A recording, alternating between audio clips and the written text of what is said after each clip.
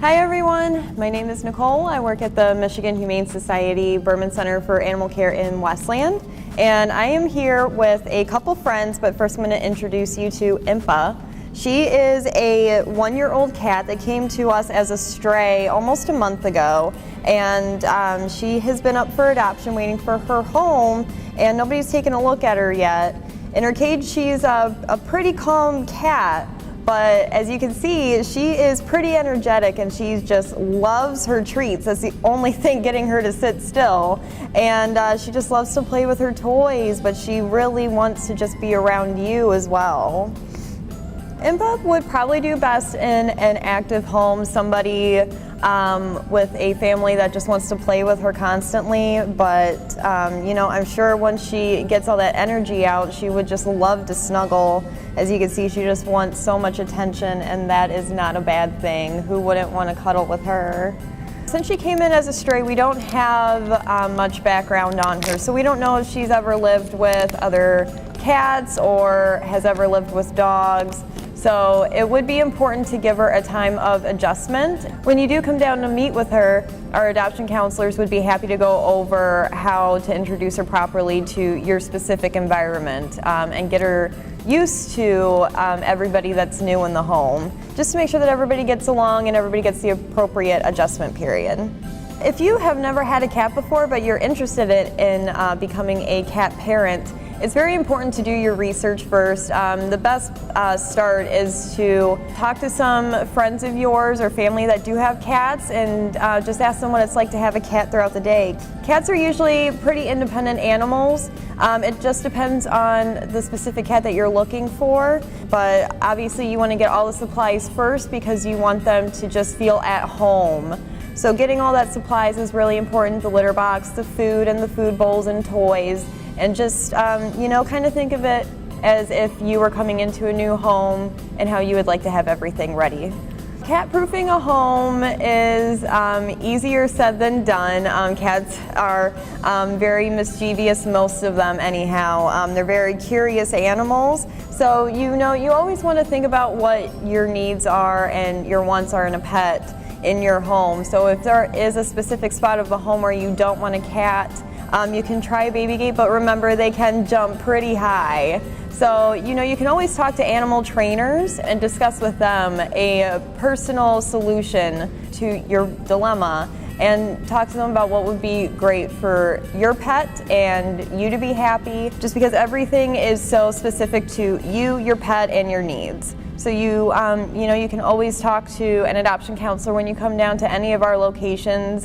We are trained to help you in any way that we can, and if we can't answer any questions for you, we do have other resources to help you out as well. So before you even think about coming to adopt, maybe write down some questions that you might have so that you know, we can be there for you any way that we possibly can.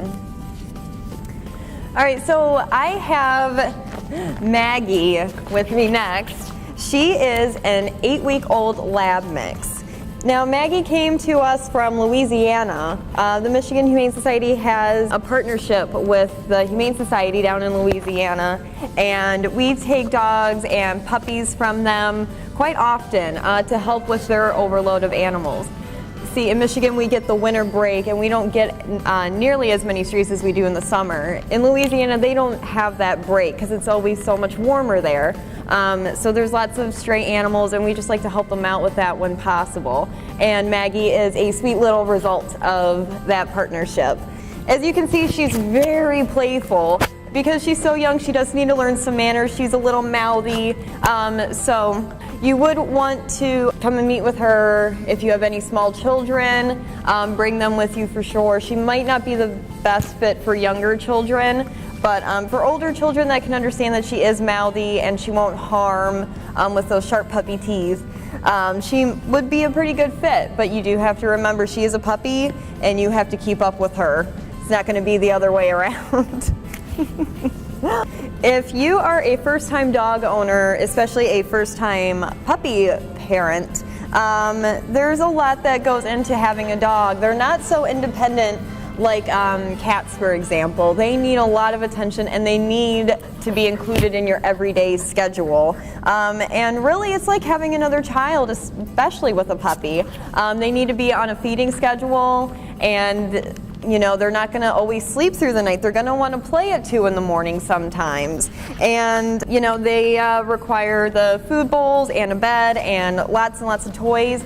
And it's always a good idea to research trainers first, especially for puppies. They need training, because otherwise, if you don't work on this kind of behavior like the mouthing now, it's only going to get worse as they grow up. So getting a trainer is super important, and that requires some research. We do have some partnerships with a trainer, so that's always something that you could talk to us about if you decided to come and meet with Maggie. You can talk to your adoption counselors about that always. And we also can go over some basics with you that you can do at home so that you don't have to immediately already have a trainer. It is very common around the holiday season to get pets as gifts, and that can be a wonderful surprise. That's actually what I got my husband for his Christmas present a few years ago, as one of his favorite dogs that he met.